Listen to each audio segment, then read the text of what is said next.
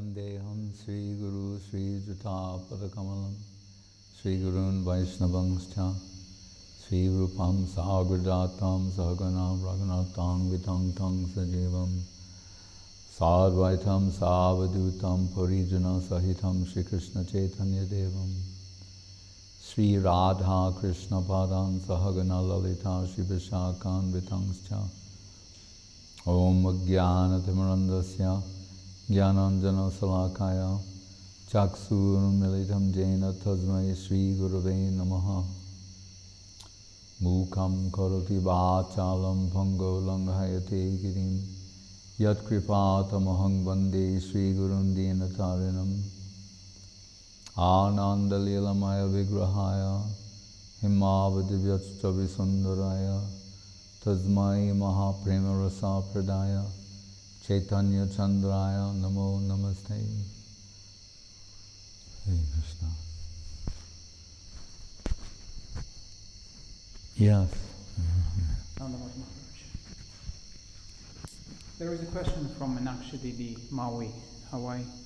Yeah. And Radharaman Prabhu. Do we choose faith or faith chooses us?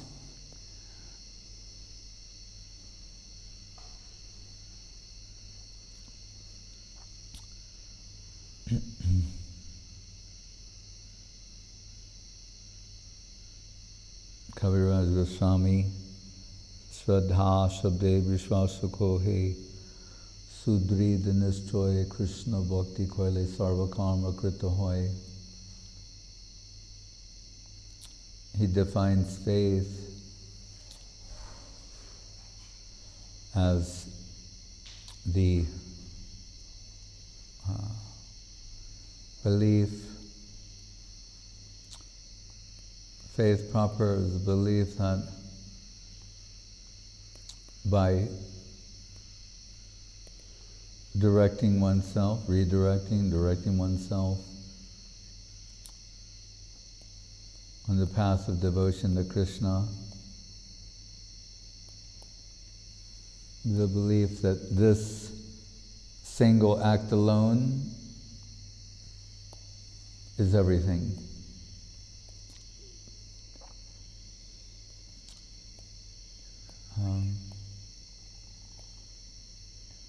Ahang tvang sarva papebhyo moksha ishami masujaha. Krishna is saying not to be concerned that by doing this that you're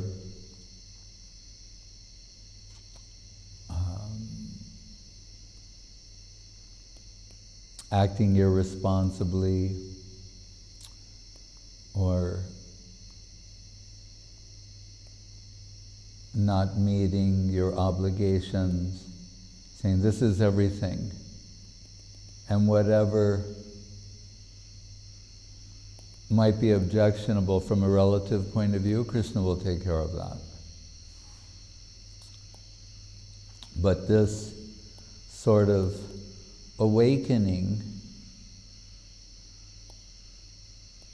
to this prospect, this possibility, Ado Shraddha Tata Saru Sangha, leads one to the association of sadhus or saints, those who have a connection with reality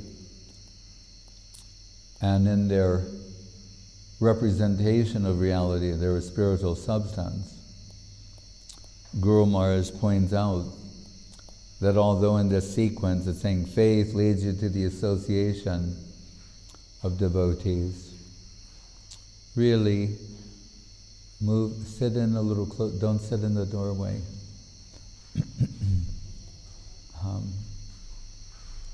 That it's hearing from the devotees that awakens the faith. So that can be given first.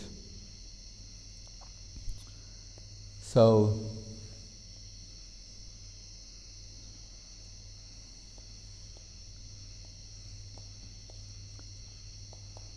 we're all eternally connected to Krishna. Sometimes Prabhupada would say that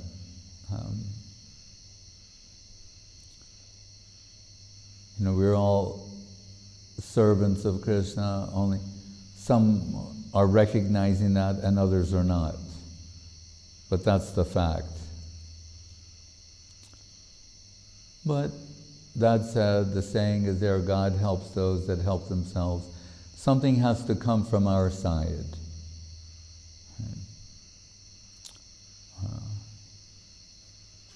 And from the other side, it's mutual. Mutual recognition, you can say. Yes.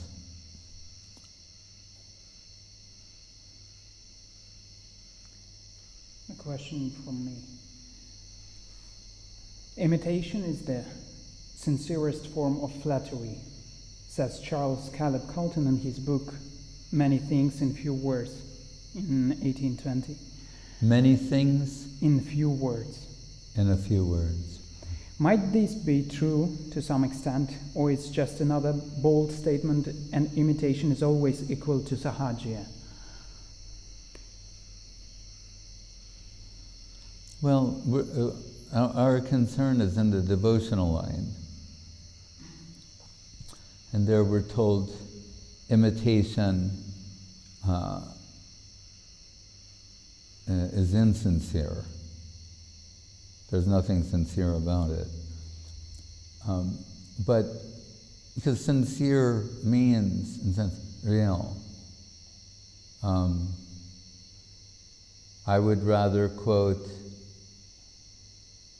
I believe it's Emerson, said imitation is suicide. Why? What does suicide in this sense mean? That by imitating another, you're eliminating yourself, what it is or who it is that you are. There's a quote that's often attributed to Oscar Wilde, but no one is really certain of its origin. But it's Wildean in spirit, saying that, why not be yourself? Everyone else is already taken. Right? So by imitating others, you're denying yourself. And you're giving a counterfeit version of someone else. Right? Perhaps he was being sarcastic. I don't know.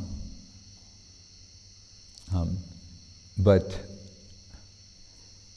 if in principle he means that someone is imitating something else, tells you how good the original thing is, I assume it's something along those lines. But, there's diamonds. And then there's something called cubic zirconia. Right? So a diamond is very valuable and very expensive. Cubic zirconia looks diamond-like, but it's very cheap, and there's no substance there. So,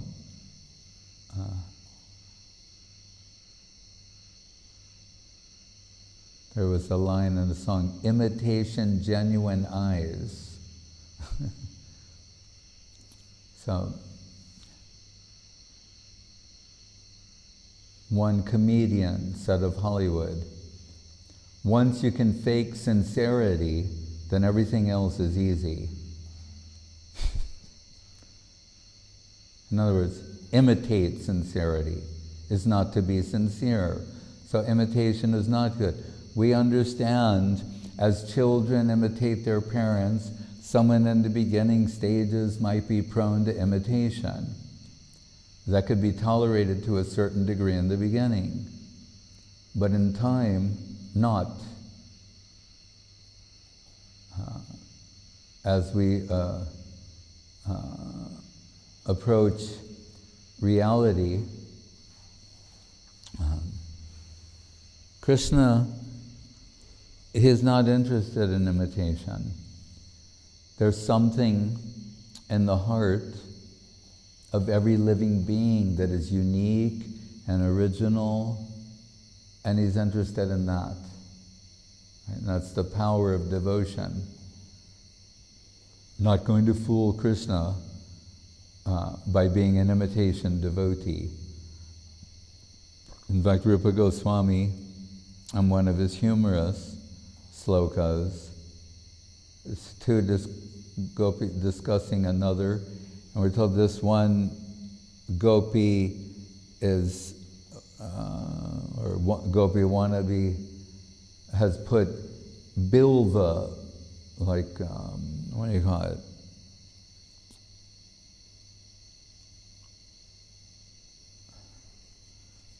What is the fruit of Shiva? Bael. Like bael fruits, they're big round.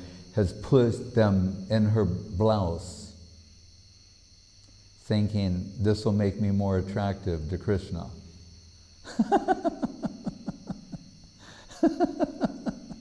It's something like that.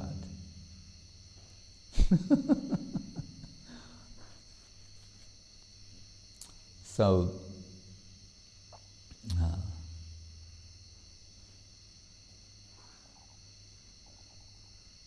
imitation is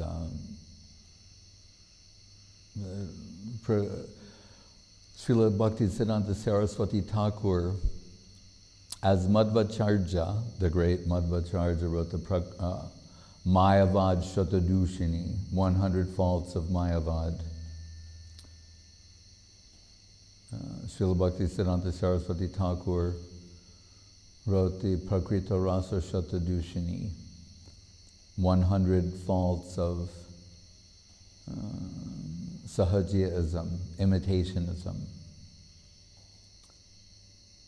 So when they arrest the counterfeiters, their excuse they cannot tell the arresting officers, well, you know, imitation is the sincerest form of flattery.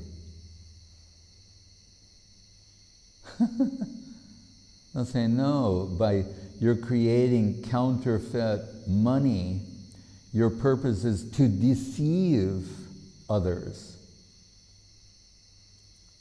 That is the purpose of imitation. Deceit.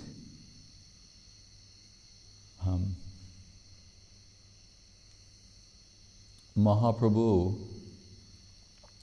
in the Madhya Lila, saying, Na prema gandasti darapi mehuro kandami sobhagya param prakashitam. That he's saying, I don't have a drop of Krishna Prem. I don't have a scent of the fragrance of Krishna Prem, what to speak of a drop of that divine substance. And if we say, no, but we see that you're crying tears, they're streaming out of your eyes like Ganga.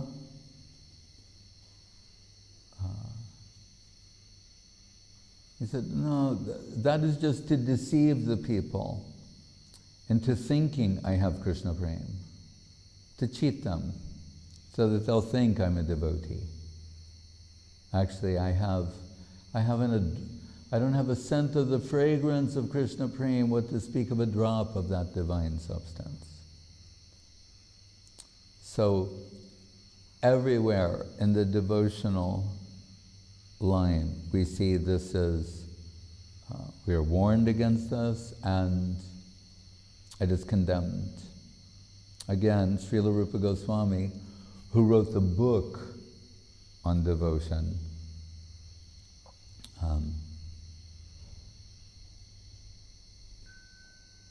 what is that?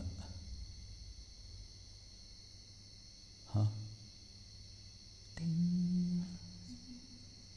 Put on silent. He says,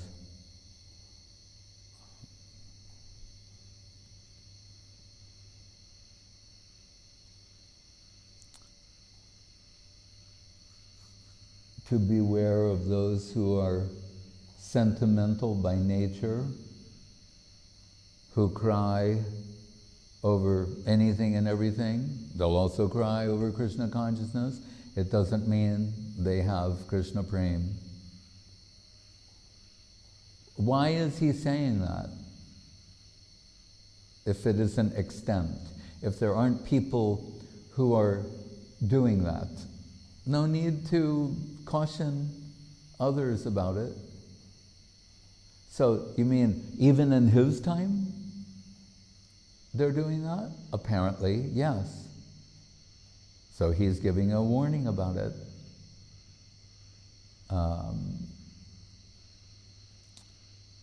And so he said, beware of those who are sentimental by nature. And the other one, he says, acting, which means imitation. Right? It's that's what acting is, imitating. Imitating feelings.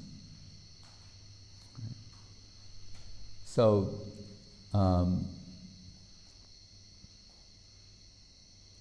I've mentioned the Russian acting guru, Stanislavski. Right? He influenced so many famous actors in America. I don't know what they called his system in Russian, but in English, in America, it became known as the method. Okay.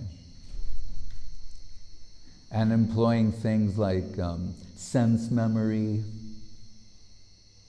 If you need to make a face, then you can recall something in your sense memory that smells horrible or makes you feel a particular way. It's a system, a method to evoke emotions, or we'll say through imitating your character.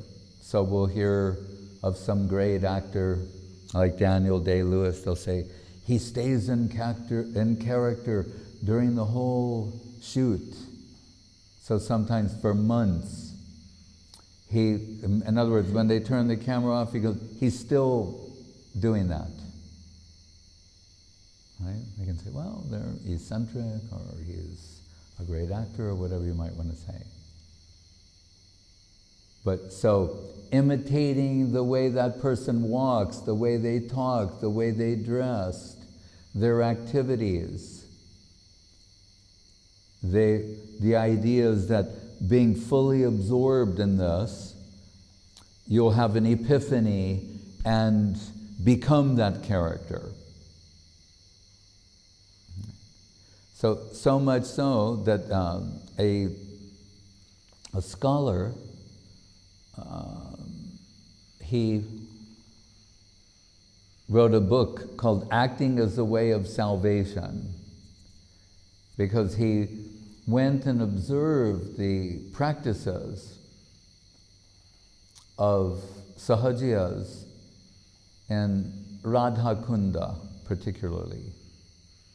And perhaps inadvertently or innocently, I mean, he was impressed, but it's ironic that he titled his dissertation, if you will, as Acting as a Way of Salvation, because it was clear to him that's what they're doing, but he thought, oh, this is a way to do it.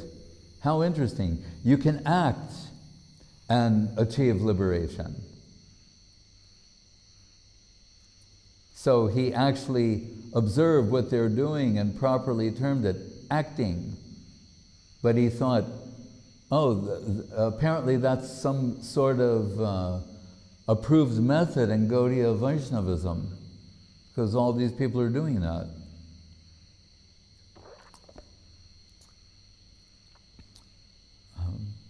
Whereas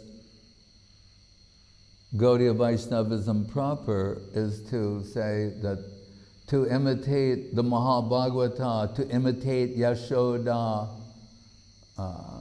is an aparad. It's, what's the word? Mockery. Like to mock.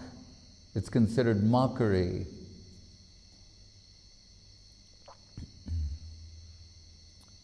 When Srila Guru Maharaj, before joining the Gaudiya Math, he was visiting different temples in Navadvip. And we're told Bhaktivinoda Thakur accepted Todaram Babaji's analysis of 13 different types of Sahajiya Sampradayas. There may be 100 since then. But at the time, one of them is Saki Beki, means dress like Sakis, Manjaris, etc. Like, adopt their dress, their mannerisms, like the Stanislavski method. So when he was there, he was visiting one temple, and there was a person there, a gentleman dressed like a gopi and going by the name of Lalita Saki.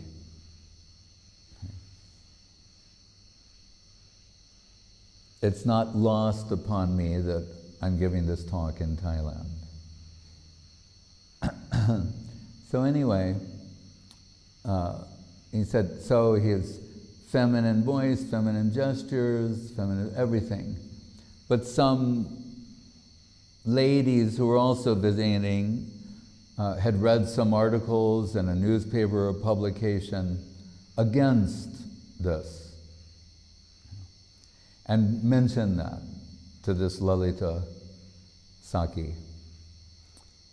And Guru Maharaj said, we saw that Lalita Saki became very disturbed and dropped the feminine voice and gesturing and became very angry, shouting and ousting the inquirer from their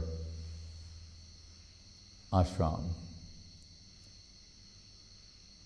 Because it was all imitation. And incidentally, in that regard,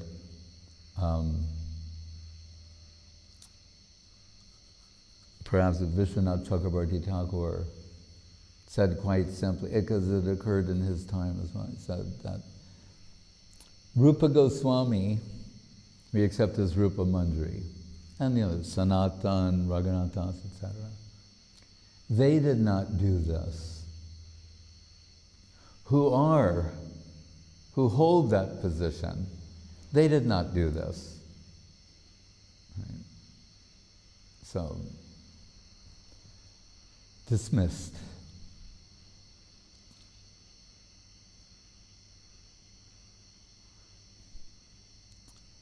However, if one is working in a kitchen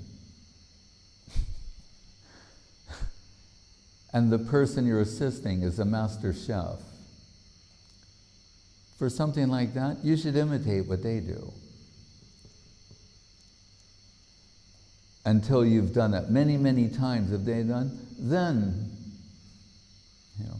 find your own cooking voice, so to speak. In cooking, it's painting the wall next to a master painter, paint like they do.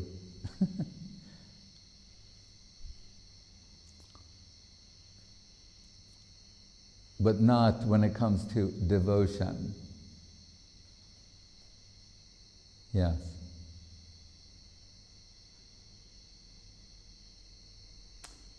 Another simple question. Is there any connection between... Another or nada? Another. Oh, okay. I'm sorry. Is there any connection between mind and consciousness? What is the purpose of this question? It's so obvious or vague and general. How is it a question? And if I say yes or no, will they accept the answer?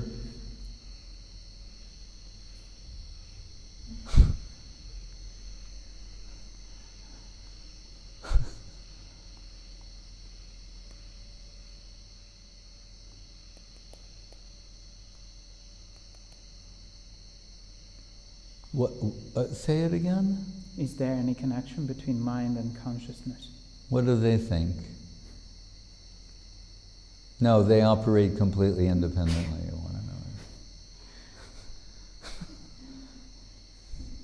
Mind just off doing stuff, consciousness somewhere, intelligence in the back seat.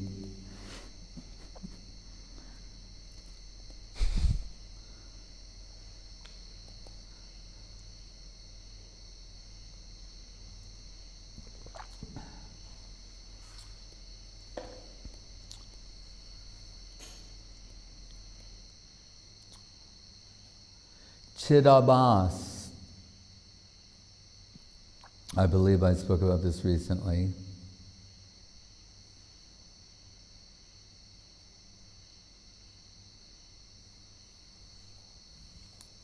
When Srila Guru Maharaj is speaking on the subjective evolution of consciousness,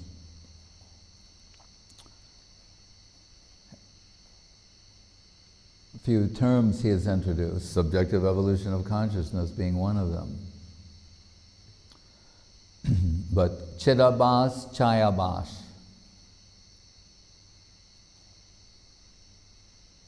So in general terms, spiritual world is called Chit Jagat. It is the world of consciousness. It is made out of consciousness, so to speak. We're so far on the other side of the equation that we think that is, there's nothing there to hold on to or to walk on. But actually, consciousness is the substantial thing. He will say, the whole objective world is an iceberg floating in an ocean of consciousness. Mind is part of the objective world. Bhumirapo analo vayu kamano buddhirevacha. Ahankara iti ame bina prakritirastadha. So, earth, water, fire, air, ether, mind, intelligence, and ego, these 8, they're prakriti, inferior material energy, right? Enveloping, the soul is enveloped in these mundane elements that are going from gross to subtle. So the mind is a mundane element. A subtle mundane element, but a mundane element nonetheless. So the body, mind, intelligence, ego is the shadow self. That's Chayabhas. Chit Abhas means it's an Abhas means like, it can mean reflection,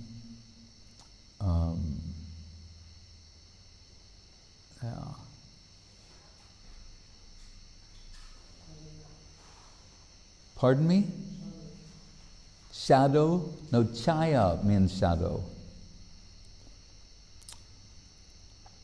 Like namabhas.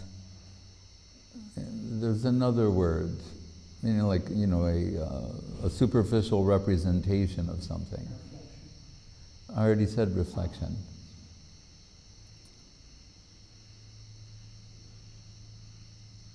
So,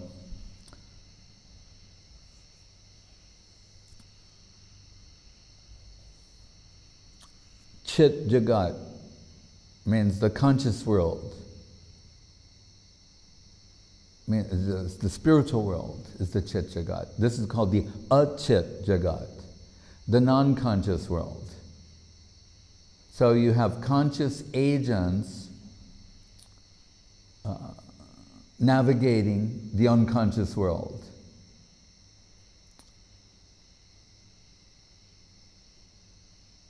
So Guru Maharaj said, it's not possible for that to happen just directly.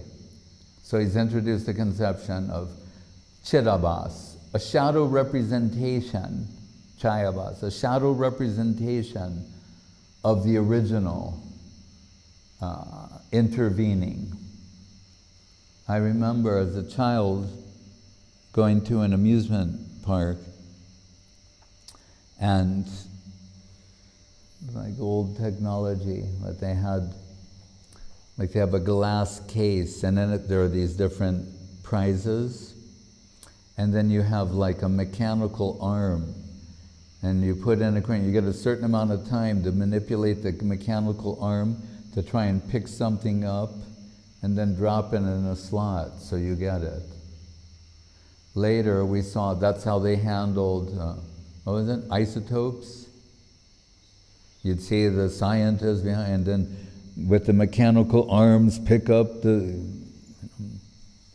Now we have virtual reality, similar to that, to virtual reality. I mean, it's not real.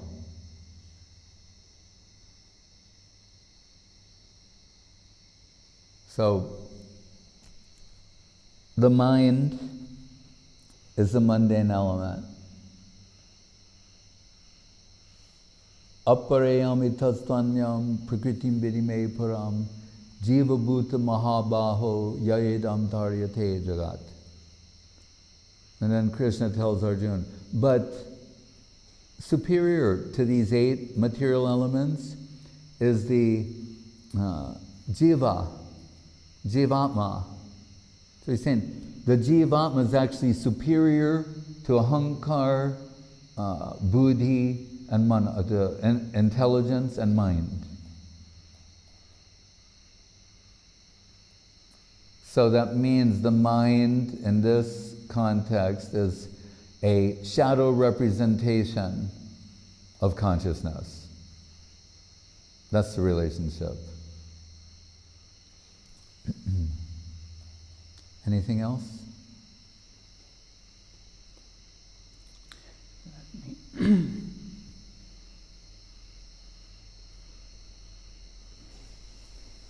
There is another question from Vasudev Prabhu, Gupta Govardhan. He asked it a long time ago. From the scriptures and our acharyas, we often hear about 16,100 wives of Krishna. So those 108 wives among them, are they the same principal gopis of Vrindavan? They're said to be extensions.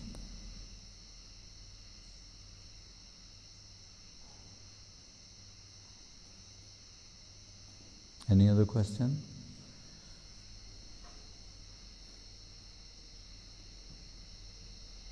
Okay, another question from me. Will it be legitimate to say that, just as in the case of Schrödinger's cat, our potential... Before we get to cats and dogs, hogs, dogs, camels, and asses, Ananda Chinmaya Rasa Pratibhavitavi Stabhire Vinija Kalavi Goloka Vinavisatya Kilam Abhuto Govindamari Purusham Tamaham Bhajami. As Krishna expands, so does Srimati Radharani.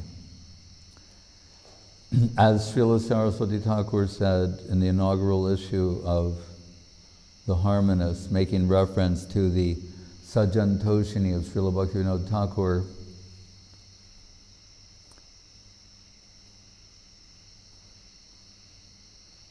in English, these words can be interpreted in either direction, but you can say,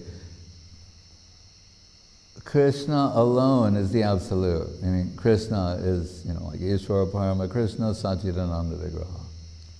But here he says, Krishna alone is not the absolute.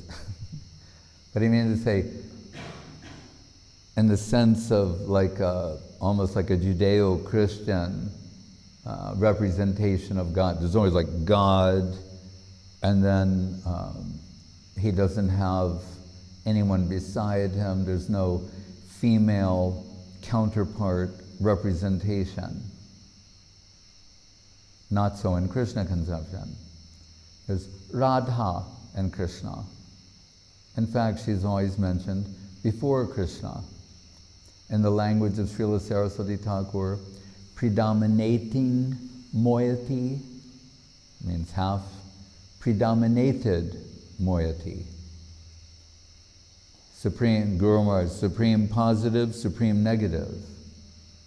Yeah. In China, yin yang, male representation, female representation. So Radha and Krishna, janmadyasya yataha, adi rasa, adyo eva raso para. Adi rasa is the madhura rasa, is the original. But not just in the sense of the first, but you can say the origin of everything is madhura rasa parakiya.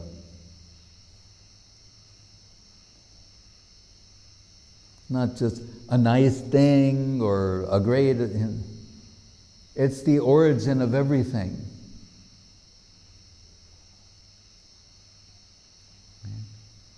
Radha and Krishna. Krishna expanding, Radharani expanding. We get the specifics of this information. Yeah, Krishnadas Kaviraj Goswami referencing the Lagu Bhagavatamritam of Rupa Goswami. That Radharani and the Braja Gopis are principal.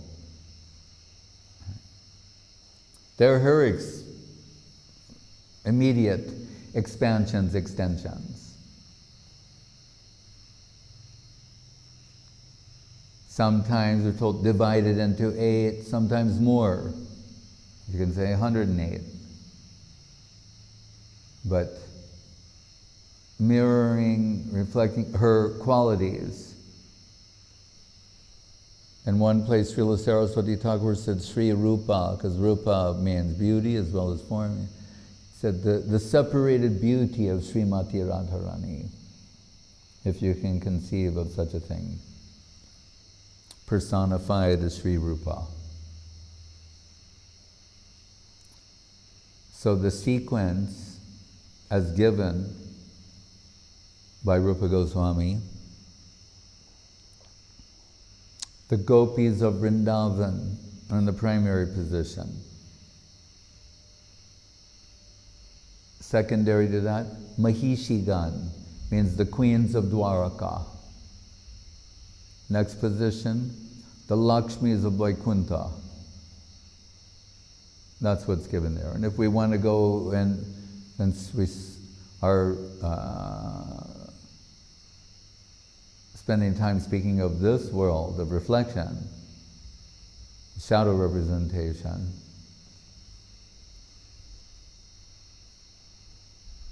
Chayeva yasya bhuvanani vibharti durga. There's that word chaya again. So Durga Devi is a shadow representation of the Chit Shakti.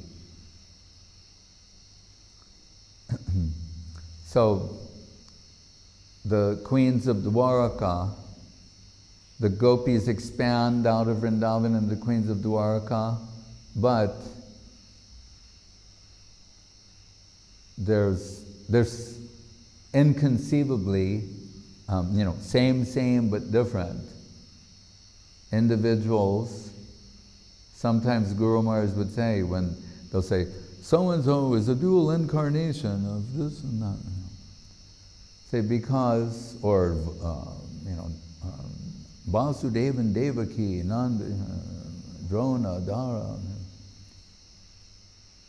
Anga Jyoti, their effulgence is comprised of divine personalities who are similar in devotion to them. Asraya, Vigraha, Yashoda, etc. So, according to Srila Guru Maharaj, more than one can participate in these pastimes. accompanying that personality, so to speak. It's somewhat inconceivable. So we can say that Rukmini is Guru Maharaj said, in Vrindavan, heart over intellect. So in Vrindavan, Radharani is the number one. And Chandravali in the secondary position. So, but when they expand out of Vrindavan into Dwarka, role reversal. Radharani represented in Satyabhama and Chandravali in Rukmini. Rukmini, we see, is absent the Bhama Bhav that Radharani, as the queen of the left-wing gopis, is known for. Her opposition to Krishna, which excites him, as demonstrated. First, in the pastimes of Mahaprabhu, although Gadadhar is taken to be Radharani's representation, at one place Kaviraj Goswami compares Gadadhar to Rukmini, and that presents an ontological dilemma that is resolved by Srila Guru Maharaj. Saying, why the comparison? Because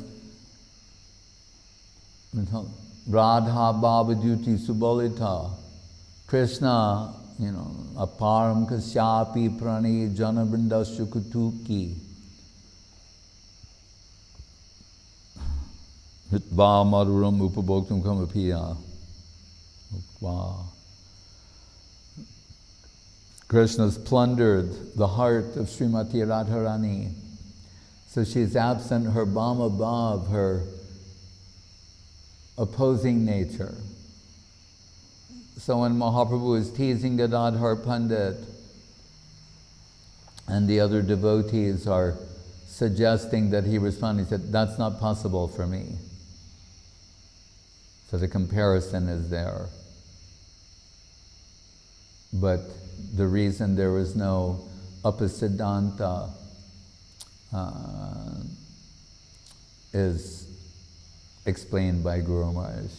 Gadadhar, in this sense, a facsimile, absent the Bhama Bhav heart that we see is so apparent in the Queen Satyabhama in Dwaraka. But Rukmini, when Krishna, to tease her and to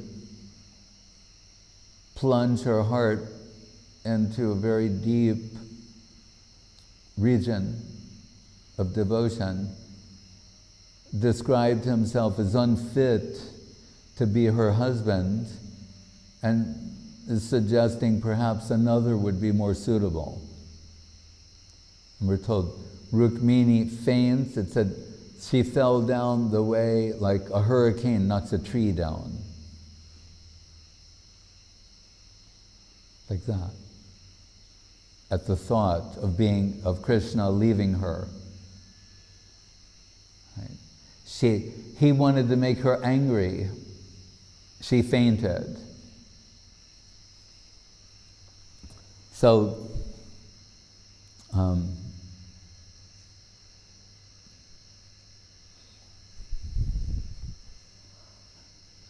the Dwaraka queens are considered, in this context, expansions of the Braja Gopis. But many other factors are there, just as Guru Maharaj demonstrates. Heart occupying the superior position in Vrindavan above intellect. A reversal takes place in Dwaraka. Intellect in the primary position, heart in the secondary position.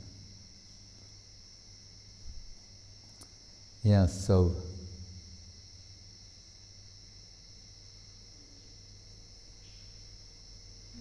Schrodinger's cat. Will it be legitimate? Curiosity killed the cat. Really? In this example, curiosity kills the cat. inside joke, I guess. So the question is, will it be legitimate to say that, just as in the case of Schrödinger's cat, our potential relationship with Krishna right now can be considered simultaneously both good, can be considered simultaneously both good and bad, so-called quantum superposition. But who are you speaking about when you say our? Someone who's in a neophyte stage of Krishna consciousness, a person who has no connection with Guru and Vaishnava, or who is? Let's say inspired devotees. Aspired. An aspiring servitor. No, they're in a good position. So, and only by opening the box we will find out what it really is. No. What would be that defining? Don't worry about that. That's up to Krishna.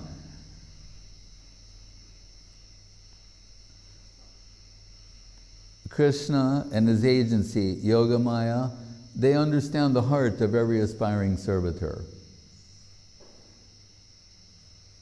That's faith. We have faith in that side. We don't have faith in anything on this side, including ourselves. Our faith is exclusively in the other side, and the agents of the other side, Sadhu, Shastra, Guru, and Vaishnava. And they know what is our condition and what is our necessity. You can't, trick your way in. You won't get in on a technicality. The good news is you won't be dismissed on a technicality either. We're talking about heart. Krishna Bhakti. At some point, the heart's potential has to be released. Vidite hridaya granti chidyante sarva samshaya shiyante chachakarmani mayi drishte akilatmani. Twice this sloka appears in the Bhagavatam. Once in the beginning, first canto, and again 11th canto. There's a few verses that appear twice. This is one of them. The hridaya granti means the knots on the heart. What are they? Hridrogam, Kam, Lobh, Moha, Matsa, etc. Lust, anger, greed, envy, etc. These things.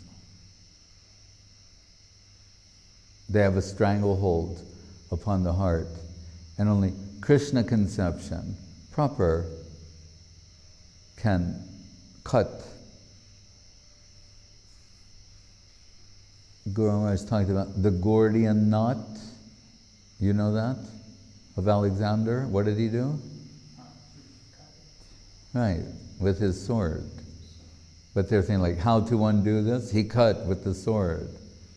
Again, perhaps in the, which canto I'm not sure, but this famous verse about the sadhus, that they sometimes, because we think, no, they always speak very nice, affectionate words and very sweet, and yeah, for the most part. But here it said, to cut these knots, sometimes they speak and what did Saraswati Thakur say? If a sadhu becomes my flatterer, if a sadhu flatters me, he becomes my enemy.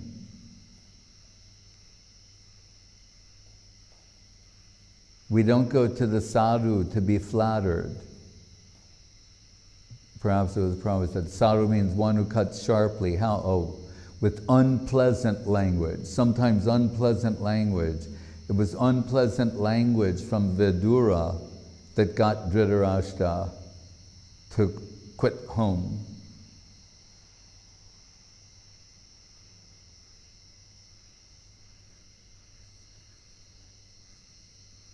How to deliver that is another thing.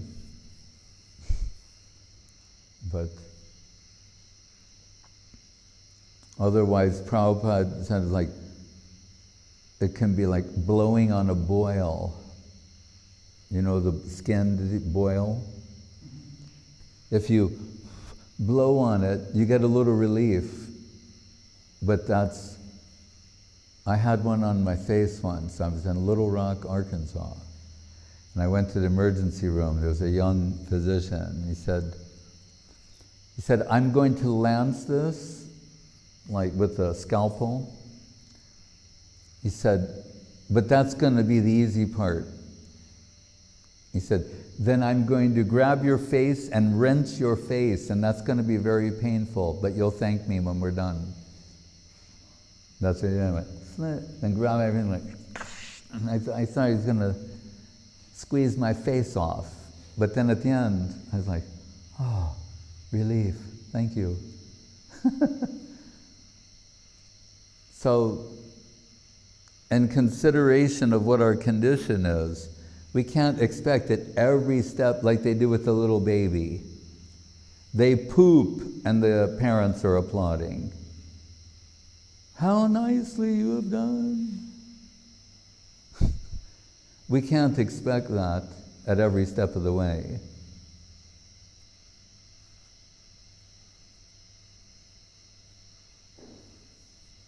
What did Gurudev say about that then? He said something about that.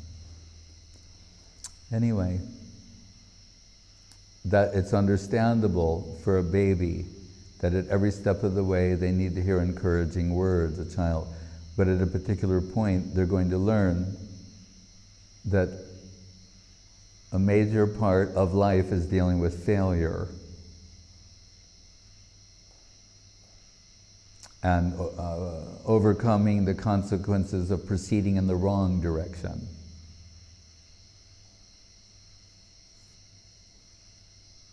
So, what is the question?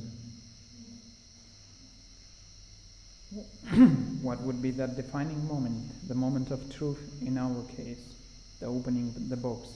We're still on that? Yeah. Oh. You are still on that, yeah. Oh, no, I'm talking about something else. Yeah. Vidyate Hridaya Granthi, cutting the knots. That's the thing. So, Jayatam Surato Pango Mama Mandamater Gati Matsarva Svapadam Bojo Sri Radha Madana Mohano. Sanatana Goswami, the Bhakti Siddhanta Acharya, his deity is Madan Mohan. Madan means Cupid, who is the personification of that which is knotting the heart. That's why everybody's here, including the geckos. Right. Eros is the driving principle of material existence. If we're not educated to the prospect or the possibility of the erotic principle and unalloyed devotion, then we will conclude the only plane for expression of Eros is this world. And no one will ever leave here. It's that intrinsic to existence. Saraswati Thakur is in one place. You can no more eliminate the erotic principle than would be to eliminate one's existence. It is the factor, the driving principle of material existence. So to counter that, there has to be a representation of divinity, in divinity, of which this is the chaya, the abhas, the shadow, the reflection, the perverted reflection of the original. If you want to talk about good and bad, that's the good news and the bad, that's the bad news and the good news. What's the good news? That Krishna is known as Madan Mohan. Krishna conception is so beautiful, charming, sweet, and heart-devouring that it can,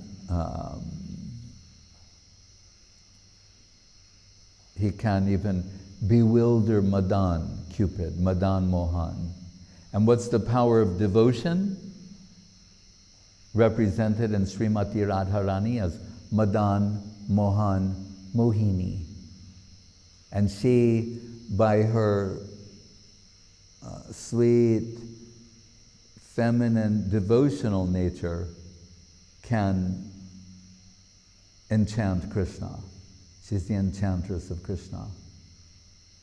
And devotion is an extension of her divine enchanting heart. That's a great hope. Hare Krishna. Hari Haraya Nama Krishna Yadavaya Namaha. Hari Haraya Nama Krishna Yadavaya Namaha.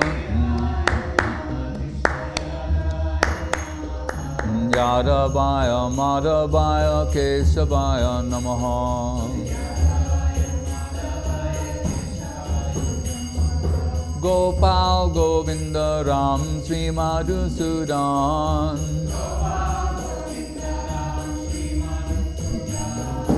Giridhari Gopinath Madana Mohan.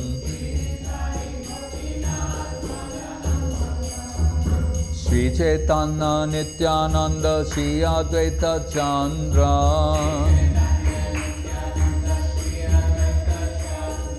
Garadhara Sri Vasadi Gaura Bhakta Vrinda.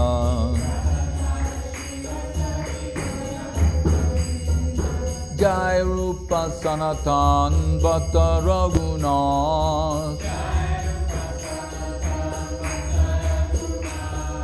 Sri Jiva Gopala Bhatta Dasa Raghunath.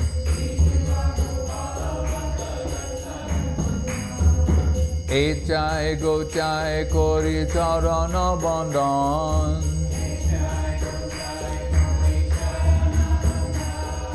Jaha Hoite Vignanas Abhishta Puran. Echai Gochai Dharmui Tarodas. Tan Sabada Padarenu Moda Panchagras.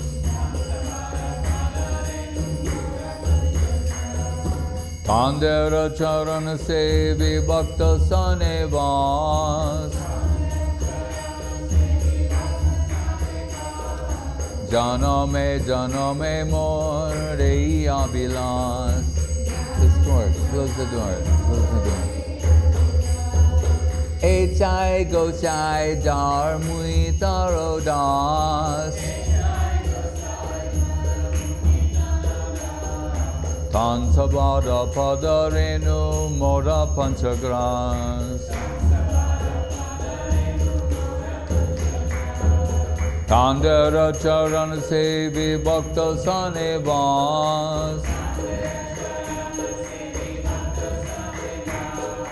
Janame Mor Ei Abhilas.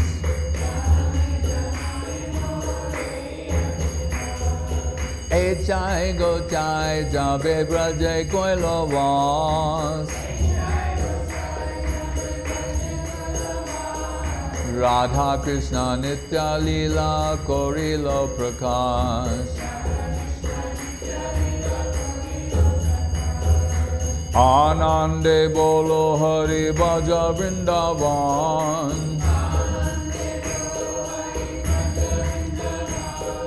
Sri Guru Vaishnava Pade Majai Aman. Sri Guru Vaishnava Pad Padma Koriyash. Hari Nam Sankirtan Koe Narottamadas. Hare Krishna, Hare Krishna, Krishna Krishna,